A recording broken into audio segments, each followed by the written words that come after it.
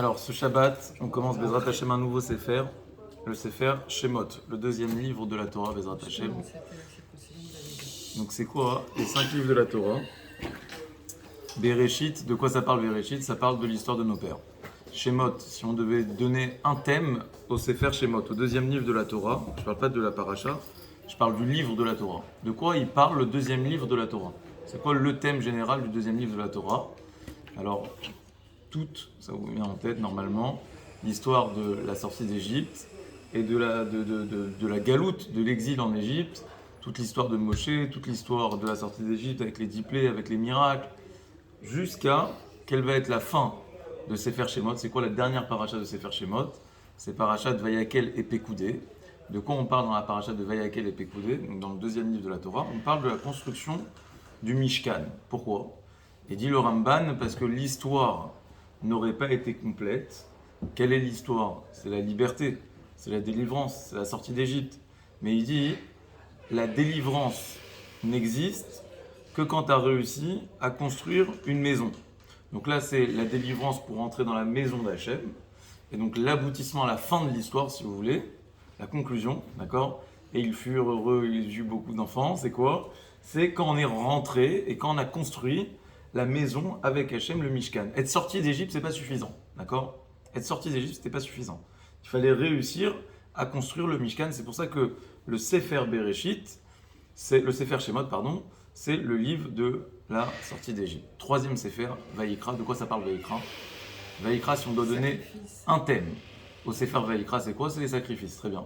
On parle, c'est un deuxième nom aussi, le Sefer Vayikra, c'est ce qu'on appelle Torah Kohanim. C'est quoi Torah Kohanim? C'est la loi des Kohanim. Pourquoi? Parce que dans le troisième livre de la Torah, comment on dit ça en français? Le Lévitique, d'accord? En français, ils disent ça le Lévitique, d'accord? Et alors, on parle que des règles qui ont un trait au Kohanim, à savoir les sacrifices, les interdits des Kohanim, les femmes divorcées, l'interdit de se rendre impur, et toutes ces formes d'interdits, d'accord? Donc ça, c'est le troisième livre. Le quatrième livre, c'est Bamidbar. Bamidbar, c'est quoi la traduction? Le désert, de quoi ça parle? On continue l'histoire. Quand on continue l'histoire des Béné Israël dans le désert, enfin des Varim, c'est le long monologue de Moshe Rabbeinu à l'entrée des Béné Israël des Béné Israël en Israël. Lui ne va pas rentrer, donc il leur fait son dernier discours. Maintenant, ma question c'est la suivante. C'est le Sefer Bereshit, je comprends qu'on l'a appelé Bereshit, d'accord? Parce que le titre, comment on fait pour donner un titre à un livre, d'accord? D'abord, on écrit le livre. Après, on voit grosso modo, d'accord, quel a été le thème qu'on a traité. En général, le titre, on le met à la fin, d'accord? On a du mal à mettre un titre au début. Pourquoi? Parce qu'on veut que le titre, il reflète exactement le Sefer, d'accord? Ce qu'il y a à l'intérieur, le contenu. Bereshit, est-ce que c'est un bon titre pour le livre de Bereshit? Oui, c'est un bon titre, d'accord? Le commencement, c'est pas mal, d'accord? La Genèse en français, d'accord? Genèse, pourquoi? Parce que c'est les piliers, c'est les racines, c'est nos pères, c'est nos bases, c'est nos fondements, c'est les fondations, d'accord? Très bien. Donc on appelle ça le commencement. Mais après, Shemot, Vayikra, Bamidbar, Devarim, là c'est une catastrophe. A priori, oui, ça veut dire qu'on a appris le premier nom de la paracha, d'accord? Comment commence notre paracha? Ve'ele Shemot Béné Israël, Abam Mitzrayma. Et voici les noms des Béné Israël qui sont venus en Égypte. Donc on ne s'est pas cassé la tête, d'accord? Qu'est-ce qu'on a fait? On a pris le deuxième mot de la paracha, mais ça va pas être simplement le nom de notre paracha, ça va être le nom du livre entier. D'ailleurs, c'est intéressant. Si vous aviez dû donner un nom au deuxième livre, d'accord, comment vous l'aurez appelé? Le livre de quoi? Alors, je vous laisse imaginer, vous aurez dit peut-être le livre le livre de la galoute, d'accord, de l'exil. D'ailleurs, en français, comment on appelle le deuxième livre? L'Exode, d'accord? L'Exode. Donc c'est pas une traduction, ça de nos sages, d'accord? Ça n'a rien à voir. Ça c'est des goïms qui ont donné cette traduction lorsqu'ils ont traduit la Bible, d'accord? Ils ont donné une traduction et ils ont dit, on va réfléchir, on va donner un nom qui reflète plus ou moins le contenu du livre, d'accord? Ils ont raison. Le troisième livre, alors là on ne s'est pas donné la peine aussi de chercher un nom, Vayikra, d'accord? Il a appelé le premier nom. Donc c'est très après le désert et après c'est très perturbant, d'accord? Pourquoi? Parce que le principe, il est vrai. C'est-à-dire que le nom du livre, il doit refléter ce qu'il y a à l'intérieur. Donc quel rapport entre le titre, qui est le titre de notre paracha, le titre du Sefer, et l'histoire qui nous est racontée dans tout ce livre? Comme si ici, on parlait de nom. Ça, c'est notre première question et c'est une question fondamentale. D'accord? Alors, la deuxième question, c'est que si on est très scrupuleux avec le texte, d'accord? Quand on prend le texte, la première phrase, elle nous dit la chose suivante. Ve'ele shemot bene Israël, abaim mitzrayma, et Yaakov ishu beto baou. Traduction, et voici les noms des béné Israël qui sont descendus en Égypte. Et Yaakov ishu beto baou, Yaakov descendu avec ses enfants, avec les 70 âmes, d'accord, qui sont descendus. Mais si on traduit littéralement le texte, alors on obtient la traduction suivante. Et voici les noms qui sont descendus. Ça veut dire, comme si le texte il nous dit, c'est pas les personnes qui sont descendues, c'est les noms qui sont descendus.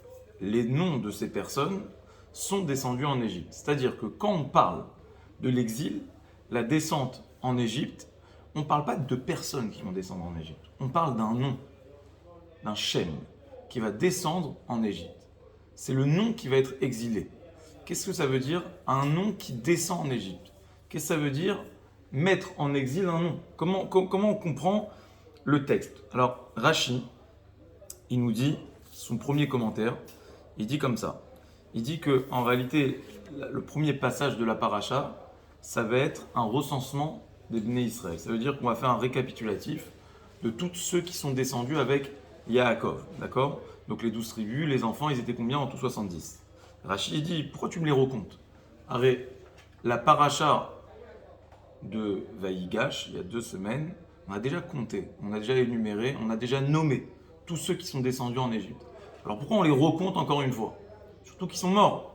Maintenant, on se situe à une période de l'histoire où ils sont déjà morts. Donc quel est l'intérêt maintenant de me refaire le même compte pour me reparler de personnes qui sont déjà mortes et pour me redire, sache que c'est eux qui sont descendus en Égypte? Réponse de Rashi à cette question.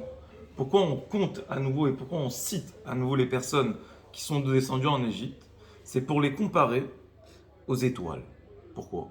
Parce qu'il est dit dans le verset que Hachem Afalpi shemenam bechayehem bishmotam, bien qu'Akadosh Baruch Hu les a comptés, nommés bishmotam par leur nom de leur vivant, Chazar ou Menaham bemitatan.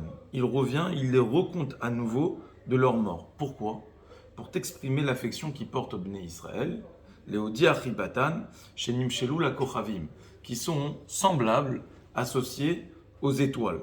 Comme il est dit au sujet des étoiles, que Hachem, chaque fois, chaque soir, d'accord, lorsqu'il sort les étoiles, comme s'il sort les étoiles de sa pochette magique, d'accord, il y a comme ça une petite pochette, comme ça c'est écrit dans le texte, Hachem il sort les étoiles, il les met, hop, il les disperse sur le ciel, et après qu'est-ce qu'il fait? Hop, il les reprend le matin, et il les recache dans la pochette pour les redistribuer le soir, d'accord? Mais il y a écrit qu'à chaque fois, Dieu, quand il sort les étoiles, il les remet, il les compte, d'accord? Motsi bemispar tzva'am, les kulam beshem ikra. Il les appelle, il dit tiens, étoile, je sais pas comment elles s'appellent les étoiles, d'accord? Mais il a des petits noms aux étoiles comme ça, et il distribue les étoiles, il dit tiens, tu sors, tu vas ici, toi tu vas ici, toi tu vas ici. Il les met, et il les re-rentre dans sa pochette le matin. Et donc de la même manière que Hachem, il compte les étoiles quand il les sort et quand il le rentre, nous aussi la même chose. Il nous compte quand on est vivant et quand on est mort. Quel rapport? Quel rapport ici? Et pourquoi c'est le sujet qui introduit le nom des Béné Israël après leur mort? C'est ça le sujet qui va introduire le livre de l'exil. Quel rapport? Alors, il y a encore un autre paradoxe, et j'en finis avec les questions pour l'instant, d'accord? Il y a quelque chose de frappant. Si on parle des noms, d'accord, la seule paracha qui était le Gadol Hador à l'époque de Moshe Rabbeinu, c'était qui le Gadol Hador? Avant Moshe Rabbeinu. Avant Moshe. C'était qui? Abraham. C'était le père de Moshe, d'accord? Le père de Moshe, c'était une figure emblématique, d'accord? C'était un homme, d'accord, qui, lorsqu'il faisait quelque chose, tout le monde le suivait, à tel point qu'il est dit dans la paracha, Vayeler Ish mi Bet Lévi. Il y a un homme, Ish c'est un homme, mi Bet Lévi de la tribu de Lévi, Vaïkar et Bat Lévi. Et il a pris une femme qui est issue de la tribu de Lévi. De qui on parle? On parle de Amram, qui s'est marié avec sa femme qui s'appelait Yocheved. Très bien. Il s'est marié avec Yocheved. Et en réalité, Rachid explique que lorsqu'il s'est marié avec Yocheved, pour après avoir comme enfant Moshe, c'était pas un mariage, mais c'était un remariage. C'est-à-dire qu'il avait divorcé sa femme. Pourquoi il avait divorcé sa femme? Parce qu'il avait dit, puisque Paro, le pharaon, a décrété que tous les enfants nés allaient être jetés au fleuve, alors plutôt se séparer, ne pas faire d'enfants. À quoi bon faire des enfants s'ils sont destinés à être jetés au fleuve, d'accord? S'ils sont destinés à mourir. Donc qu'est-ce qu'il a fait? Il a pris les devants, il s'est séparé de sa femme, et là, le peuple va se soulever et va dire Xeratecha caché Michelahem. Ton décret à toi, Amram, est plus dur que le décret de Paro. Pourquoi? Parce que Paro, dans son décret, il a décrété que seuls les hommes ne pourraient vivre. Mais les femmes, les bébés garçons, d'accord? Mais les femmes, les filles, on les laissait vivre. Or toi, par ta conduite, tu as créé et tout le monde va t'imiter. Donc si tout le monde t'imite, qu'est-ce qu'ils vont faire? Ils vont tous divorcer leur femme, parce que tu es le modèle. S'ils divorcent leur femme, c'est l'extinction du peuple juif, puisque plus personne ne va faire d'enfants. Donc ils lui ont dit, ton décret, il est plus dur, il est plus fort que le décret de Paro. Et donc, ça a fait réfléchir à Abraham, il a repris sa femme, il s'est remarié avec elle, et c'est comme ça qu'ils ont eu un fils qui va s'appeler Moshe. Alors, la question ici, c'est pourquoi dans cette phrase, on te dit Vayeler Ish mi Bet Lévi. Il y a un homme de la tribu de Lévi. Pourquoi Amram, on ne parle pas de lui en disant et Amram, il s'est marié avec Yocheved? Non, on parle de manière complètement impersonnelle. On ne cite pas Amram. Amram, c'était comme l'équivalent de Avram Avinu, d'accord? Avram Avinu, on en a parlé en long et en large, on a cité son nom. Pourquoi là dans la paracha, on fait abstraction du nom de Amram? On ne parle pas de ce personnage. Il est comme mis de côté, d'accord? Il est comme si on avait oublié son nom.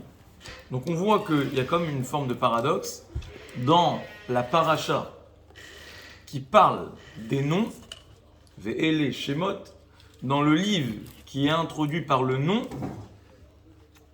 on a oublié de parler des noms. On a oublié de citer le nom du personnage central qui est Amram, qui était le Gadol, qui est le père de Moshe. C'est pas un petit monsieur, d'accord? C'est le père de Moshe Rabbeinu, on ne dit pas son nom. Vayeler Ish, il y a un homme qui est parti. Et la femme de Moshe aussi, on n'en parle pas ici, on ne dit pas. Vata, Bat Levi, il a été qu'une femme. Vata, Raïcha, la femme a eu un homme. La femme a eu un enfant. Vatelet Ben, et là on te parle de l'histoire de Moshe. Donc c'est quand même surprenant que le texte comme ça, il parle de manière très impersonnelle sur les parents de Moshe Rabbeinu. Pourquoi on ne cite pas leur nom? Alors, la théorie et l'idée que je veux développer, c'est une idée qui est écrite dans le Midrash Shemuel. Le Midrash Shemuel, dans la Piska Kav Gimel, d'accord, 23, il dit que chaque homme, avec un grand H, d'accord, chaque personne a 3 noms. On a tous 3 noms, d'accord? Je ne parle pas de ceux qui nomment... c'est comme ils appellent Hillel, Yosef, Eli, Marc, Eli, ouais. Les footballs, c'est toujours une galère. Quand on les fait monter au Sefer Torah, il faut retenir tous les... Alors, donc on a 3 noms. C'est quoi les 3 noms? Les 3 noms qu'on a, il dit le Midrash, le premier nom, c'est celui que notre père et notre mère nous ont donné. C'est le premier nom qu'on a, d'accord? Ça peut être un nom composé, mais en tout cas, c'est le premier nom. Le deuxième nom, c'est celui que on va chercher à se donner soi-même. D'accord? C'est le deuxième nom. C'est quoi le troisième nom? Que Dieu nous donne. Ouais, on peut dire que c'est ça. En tout cas... Le référent de la famille. Hein? Le référent dans la famille. Non, c'est quoi? C'est le nom de famille, quoi? Non, le nom du beau-père, de la belle-mère, du grand-parent. À partir de là. Non. Non. L'arrière-tante. C'est jamais. Alors, le troisième nom, il dit le Midrash, c'est le nom qui va être écrit dans le livre. Voilà. Donc, c'est une phrase énigmatique, d'accord? Qu'est-ce que c'est le nom qui va être écrit dans le livre? D'accord? Il y a 3 noms. Donc on a le nom de départ, c'est le nom de nos parents, le nom qu'on se donne et le nom qui va être écrit dans le livre. Alors, et c'est quoi ces trois noms? Comment on fait pour repasser d'un nom à l'autre? Et quand est-ce qu'on passe d'un nom à un deuxième nom? D'accord? Alors en réalité, ce qu'il nous faut comprendre, c'est quoi ces trois noms? Le premier nom, vous l'aurez compris, le nom que les parents nous donnent, c'est pas simplement comment il m'a appelé, d'accord? Un Shem en hébreu, c'est la même racine que le mot Sham. Sham, ça veut dire quoi? Là-bas. Ça veut dire que dans un Shem, dans un nom, il y a un objectif, il y a un but, il y a une mission. Il y a un là-bas, d'accord? Il y a un ailleurs. J'ai une mission, j'ai une vocation. Bereshit bara Elohim, et à Shamayim ve'et haaretz. Il a créé le ciel et la terre. C'est quoi le ciel et la terre? Shamayim, c'est aussi Shem au pluriel. C'est des noms. On dit Shemot, d'accord? Mais c'est des objectifs, plusieurs objectifs. Le ciel, c'est ce qui représente des missions, des vocations, d'accord? C'est tout ce qu'on doit faire, tout ce qu'on veut faire, d'accord? Les objectifs. Et pour ça, il y a le Haaretz. Le Haaretz, c'est quoi? C'est la même racine que le mot Ratz. Ça veut dire quoi, Ratz? Ça veut dire courir, d'accord? Ça veut dire que la terre, la matérialité, le monde physique tel qu'on le connaît, c'est une manière, c'est un moyen de courir, d'accéder à nos objectifs, à nos noms, à nos shamaïm, d'accord? Eretz, on court, c'est la matérialité, c'est le monde qui est mis à notre disposition. Shem, shamaïm, c'est les objectifs qu'on se donne, c'est les missions qu'Hachem nous donne et qu'on se doit de réaliser. Eretz ve shamaïm. Maintenant, on a plusieurs noms. Et en fonction de l'évolution de notre être, on va changer de rôle ou de vocation. Le premier rôle qu'on va avoir, le premier nom, la première mission, c'est correspondre au nom que nos parents nous ont donné. Qu'est-ce que ça veut dire? Ça veut dire que le nom que tes parents te donnent, c'est l'environnement dans lequel tu grandis. D'accord? C'est l'éducation que tu reçois. C'est tout ce qui est inné en toi. D'accord? Tu es né juif déjà. D'accord? Donc déjà, c'est quelque chose. D'accord? Tu as été chargé déjà dès ta naissance de quelque chose de grand, de spirituel. Tu vis ça comme un pot, tu vis ça comme une mission. Ok, ça dépend aussi de comment tu as grandi. Mais déjà, il y a ça. Dans ton code génétique, c'est déjà inscrit. Et puis après, il y a qui sont tes parents. Ils sont séfarades, ils sont ashkénazes, ils sont marocains, ils sont tunisiens. Tout ça, ça va constituer qui tu vas être. Après, il y a le nom qu'on te donne. Toi, il y a l'étiquette qu'on va te coller. Il y a qui toi tu dois devenir. Qu'est-ce que tes parents ils attendent de toi? Qu'est-ce qu'ils veulent de toi? Et donc ça, dans la première phase de ta vie, vous allez me dire quand est-ce que ça s'arrête? Quand est-ce que selon vous, on passe du premier au deuxième nom, d'accord? Dans la première phase de ta vie, ton but en toi, essentiellement, d'accord, c'est de correspondre à ça, aux attentes de tes parents, d'accord? C'est être le prolongement de ce que tes parents ils veulent que tu sois. Le schème que tes parents ils t'ont donné, toi tu veux coller à cette image, d'accord? Tu veux être le bon enfant, d'accord? Le bon élève modèle, d'accord? Dans ta tête, c'est comme ça que ça se passe, d'accord? Après, tu peux réussir, ne pas réussir, d'accord? Mais dans ta tête, c'est ça ton objectif, ok? Quand est-ce qu'on va muter, d'accord? Quand est-ce qu'on va passer du premier au deuxième? Ça fait mal. Alors, l'adolescence. Yadoua, d'accord? Vous connaissez la blague des ravants, je ne sais pas si c'est une blague des ravants d'ailleurs, mais il y a deux guerres, d'accord? Il y a deux crises. Il y a la guerre 14-18, il y a la guerre 39-45, d'accord? De la même manière, d'accord? L'homme, ok? Il va passer des crises, il va passer des guerres internes. 14-18, c'est la crise d'adolescence. 39-45, je ne suis pas encore arrivé. Vous me direz, non, alors... C'est gentil. Alors, donc 14-18. Là, je vais détaquer ce matin, mais gratuit. Alors, 14-18, c'est la crise d'adolescence, d'accord? Donc ça, c'est...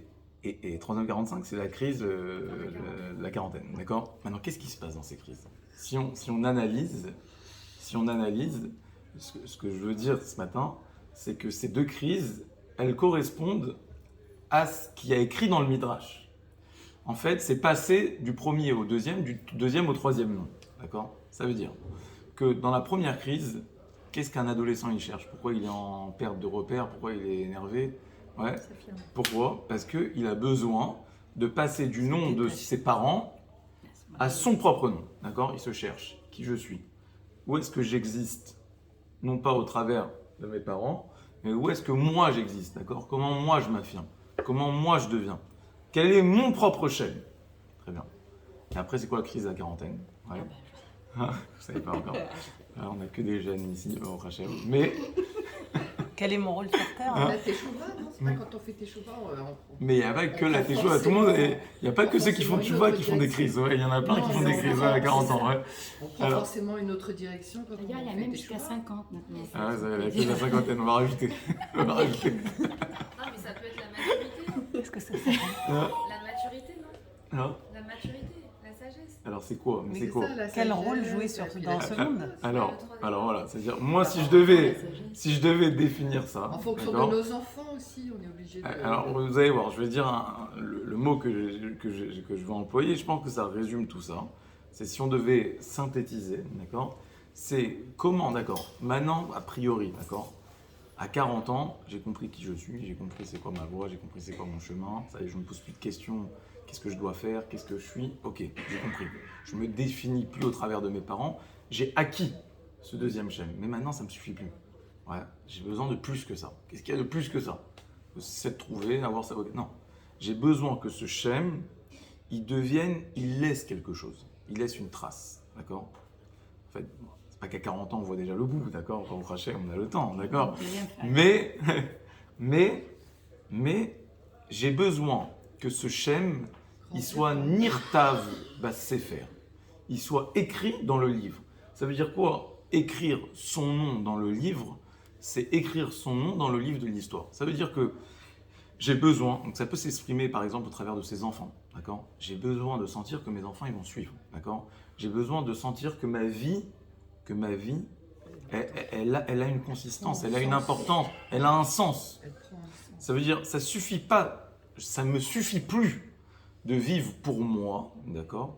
Mais j'ai besoin de quelque part avoir la reconnaissance des autres, la reconnaissance dans ce monde, laisser une trace, que ça soit écrit. Nirtav Basefer.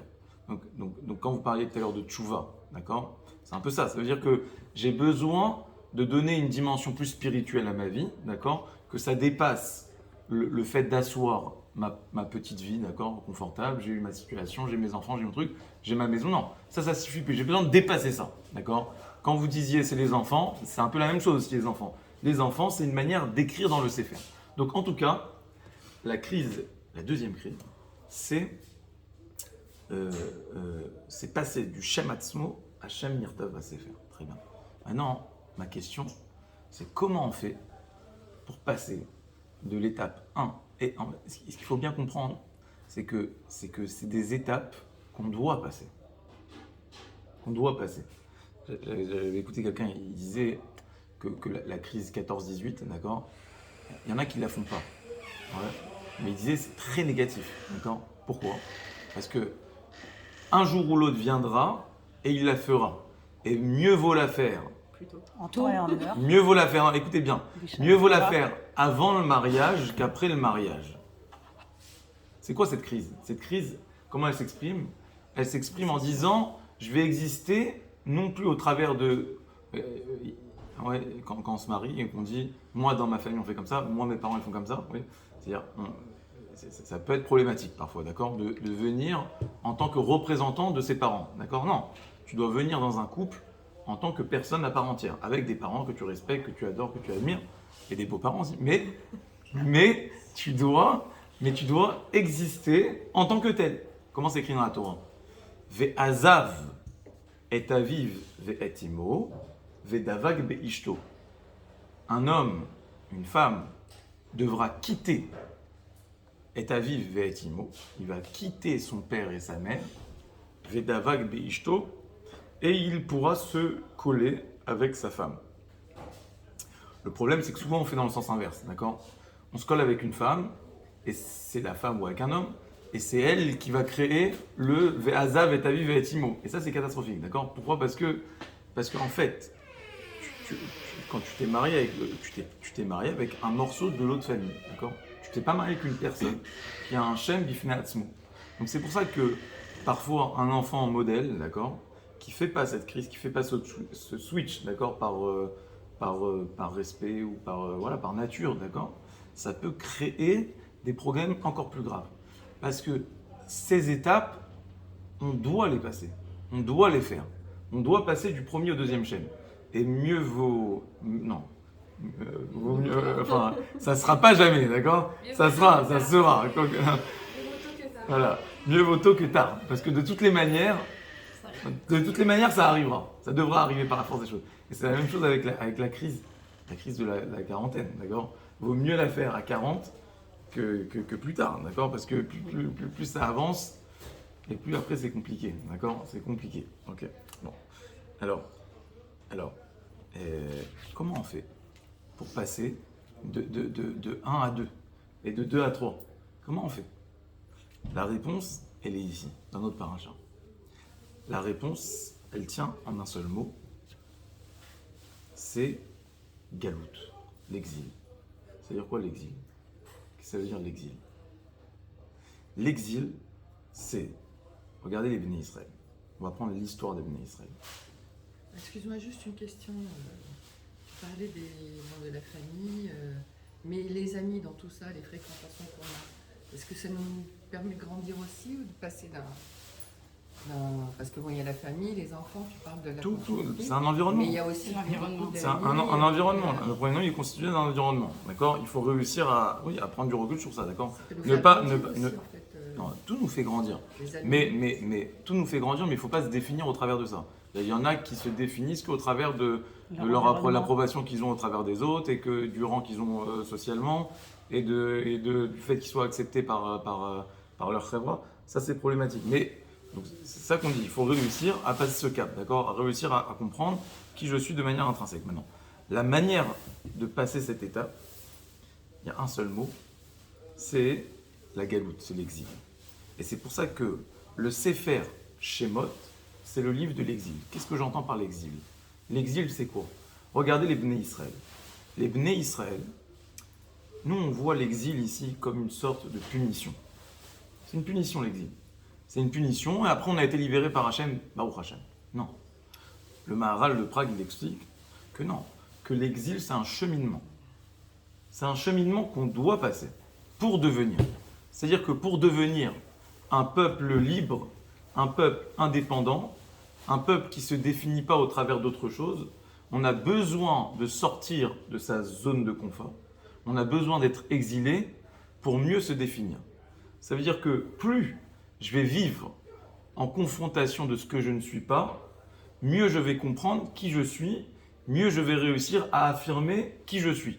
Et donc les Bnei Israël en exil, lorsqu'Hachem il a dit vous allez être exilés en Égypte, c'est une manière de devenir. C'est la vraie manière de devenir. Ça veut dire que pour passer justement des simples enfants de Yaakov, d'accord, qui vivaient dans le cocon familial, et pour devenir un peuple, pour devenir des personnes qui ont leur propre nom, qui ont gagné leur nom, qui sont devenus qui ils doivent devenir, ils sont passés par l'exil, par la galoute. Donc c'est pour ça que le Sefer de l'exil, comme il est écrit en français, d'accord, Exode, c'est le Sefer des noms. Pourquoi? Parce que c'est par l'exil, en sortant de cette zone de confort, qu'on gagne son nom. Comment elle s'appelle la yeshiva dans laquelle Yaakov a étudié? C'était qui les rabbanim de Yaakov Avinu? C'était deux personnes qui s'appelaient Shem et Ever. Qu'est-ce qu'on étudie dans la yeshiva de Yaakov? D'accord? Qu'est-ce qu'il étudie? Il étudiait la Torah. Il y avait la Torah à l'époque de Yaakov Avinu. Il a quitté la maison de son père. Il a fui vers la maison de Lavan. Il a fait une escale. Pendant 14 ans, il a étudié dans une yeshiva avec deux rabbanim qui s'appelaient Shem et Ever. Pourquoi? Comment ça se fait que les rabbanim de Yaakov s'appelaient Shem et Ever? C'est-à-dire quoi Shem et Ever? Alors, toujours, je me suis expliqué ça de cette manière. Shem, ça veut dire le nom. Et Ever, ça veut dire quoi? Ça veut dire dépasser. Donc en réalité, la Torah, c'est quoi? C'est apprendre à devenir l'élève de Shem Ever, c'est à dépasser son propre nom. Ça veut dire passer du premier au deuxième, du deuxième au troisième. C'est un apprentissage continuel, c'est ça la Torah. La Torah, c'est être l'élève de Shem Ever, d'accord? Yaakov, c'est ça qu'il a appris dans cette yeshiva. Et donc le Ham Israël, il est devenu ce qu'il est devenu grâce à l'exil. Souvent, une fois, est-ce qu'on était plus juifs en France ou est-ce qu'on est plus juifs en Israël? Hein? C'est une vraie question. C'est une vraie question. C'est une vraie question. C'est une vraie question. Je pense qu'on est plus. C'est une vraie question.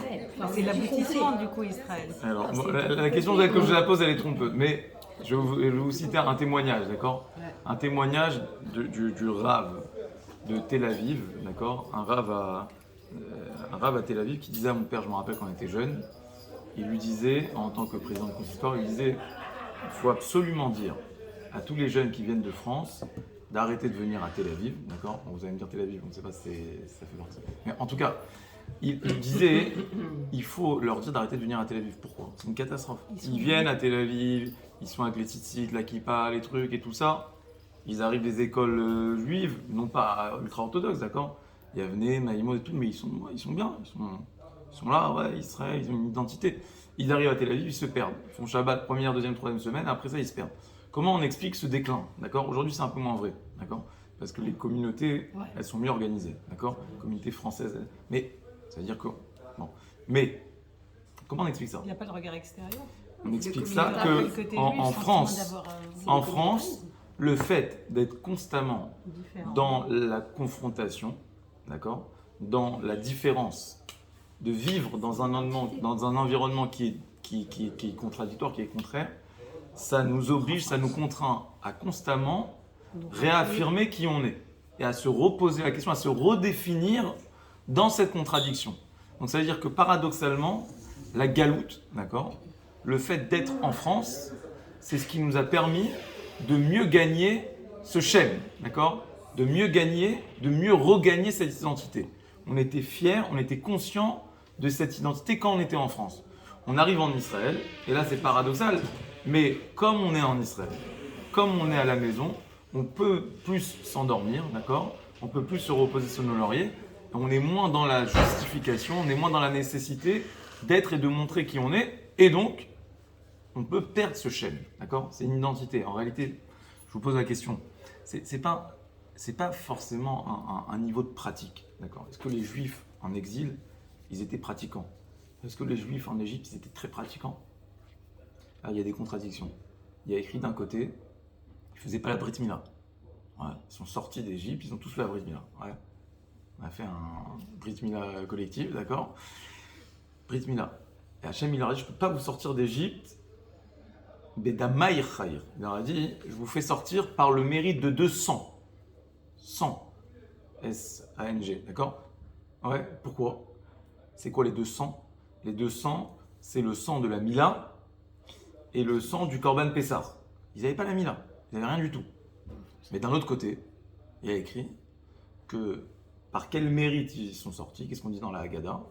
Shelo shinu et shemam, shelo shinu et malbusham, et shelo shinu et leshonam.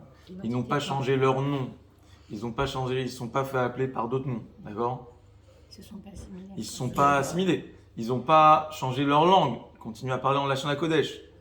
Leurs vêtements, leur manière de s'habiller. Une manière de s'habiller à la juive, d'accord? Streimel, les trucs, ça. Ils sont restés habillés juifs, d'accord? Ils ne sont pas habillés à l'européenne, d'accord? Ils sont habillés juifs. Ok. Alors, c'est contradictoire. Je crois. Imaginez maintenant, si on devait actualiser ça. Donc, c'est comme si on avait comme si vous voulez, des chassidim, d'accord? Mais qui n'étaient pas circoncis. Ouais, c'est fou quand même. Ouais. Comment on arrive à ça? La réponse, c'est qu'il y a deux choses ici. Il y a deux thèmes, d'accord? Et il y a le niveau de pratique. Très certainement que la galoute, ça nous fait baisser. Très certainement que c'est plus facile de respecter en Israël qu'en France. Ah, c'est galère en France, on va pas le droit de porter, on peut pas aller à la synagogue, on n'a pas le droit de la lumière, les trucs, c'est très dur d'être juif, tu peux pas mettre la kippa dans la rue, tu peux pas manger cachère, c'est compliqué. Plein de choses qui sont compliquées. Donc, peut-être, oui, que le niveau de pratique en France, si on fait une moyenne, il est moins élevé en France qu'en Israël. Mais, est-ce que le niveau de conscience identitaire juive, il est plus élevé en France ou en Israël? Alors, ça aussi, c'est difficile de le dire, d'accord? Je suis pas en train de... Je parle pour nous, d'accord? Parce que on a le sentiment d'appartenance ici. Regardez, là, on vit la guerre, on la vit complètement différemment que ceux qui sont extérieurs. Donc, on vit quelque chose, d'accord? Bien évidemment qu'on on se sent appartenir. Oui, il a fait mal. Ok, c'est vrai. Donc, on se sent appartenir à quelque chose. Mais en France, on avait ce besoin de revendication. On est juif, d'accord? En Israël, non. On peut vivre une vie. Au contraire, on a envie de vivre. Regardez toute une frange du pays. Au contraire, il a envie de vivre une vie émancipée. Toute la gauche israélienne, c'est quoi? C'est non. Au contraire, on veut vivre tranquille, ouais, tranquillement. On ne veut pas affirmer ce côté juif. Mais pourquoi? Parce qu'on n'a pas besoin de le revendiquer. Et comme vous dites très justement, dès qu'on est oppressé, dès qu'on est menacé, alors oui, on sent le besoin de... Donc, ça veut dire que c'est une règle de base que plus on va être sorti de notre zone de confort, plus on va être menacé, plus on va être exilé, plus ça va être pour nous le ressort nécessaire pour justement mieux réaffirmer ce qu'on est. La galoute, c'est l'acquisition de notre shem. Ça, c'est ce qu'on apprend dans notre paracha. Mais pour ça, il faut se défaire d'un shem pour acquérir ce nouveau shem. C'est pour ça que on parlait du shem des Bnei Israël qui est descendu en Égypte. C'est exactement ça. Qu'est-ce qui est descendu en Égypte? C'est ce shem qui descend en Égypte, que je dois mettre en sourdine pour redevenir quelqu'un. On parlait des étoiles. C'est quoi les étoiles? Les étoiles, Khamim nous disent, c'est ce qui brille même dans la nuit. En réalité, c'est ça l'idée. L'idée, c'est pourquoi à la fin de l'exil, pourquoi dans le livre de l'exil, on te parle de l'étoile, on compare l'homme à une étoile, parce que l'étoile, c'est ce qui brille même dans le noir. Le noir, c'est l'idée de la mort, donc c'est l'idée de briller même après sa mort. Donc c'est l'acquisition du troisième shem par excellence. D'accord? C'était ce fameux troisième nom qu'on recherche, qui est la vocation ultime, de rechercher ce nom. Et on disait, pourquoi est-ce qu'on n'a pas parlé du shem, du père de Moshe Rabbeinu? Parce que très justement, ici, l'idée c'est de mettre de côté le shem qu'on a pour créer un nouveau shem. La galoute, c'est ça. Le mouvement de la galoute, c'est qu'on fait abstraction maintenant des shems. On les met en côté, ils partent en exil, ces shemot. On les renvoie, on les balaye, et maintenant on va créer quelque chose de nouveau. Si on n'est pas capable de faire ça, alors on n'a pas suivi le chemin de la galoute, et donc on n'a rien gagné. D'accord? On n'a rien gagné parce qu'on n'a rien acquis en shem. Voilà, c'était à peu près ce qu'on voulait expliquer. Je voulais... Ça fait combien de temps là? Non. Parce qu'en fait, c'était la première partie. 38 minutes. Alors, après on s'arrête ici. Ça, si je voulais peut-être finir, en fait, c'est ça que je voulais parler plus. Et je vois qu'on s'est allongé sur la première partie. Qu'est-ce qu'on retient de Moshe Rabbeinu? C'est quoi le shem de Moshe Rabbeinu? C'est quoi le troisième shem de Moshe Rabbeinu? Si je devais retenir une chose de Moshe Rabbeinu, qu'est-ce qu'il a été? Que c'était un gadol, que c'était un érudit en Torah? Non, pas du tout.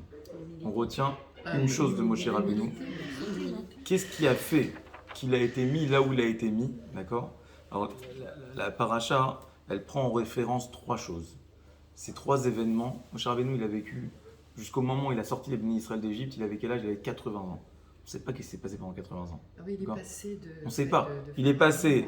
La Torah, elle s'attarde sur trois événements de la vie de Moshe Rabbeinu jusqu'à 80 ans. Trois événements.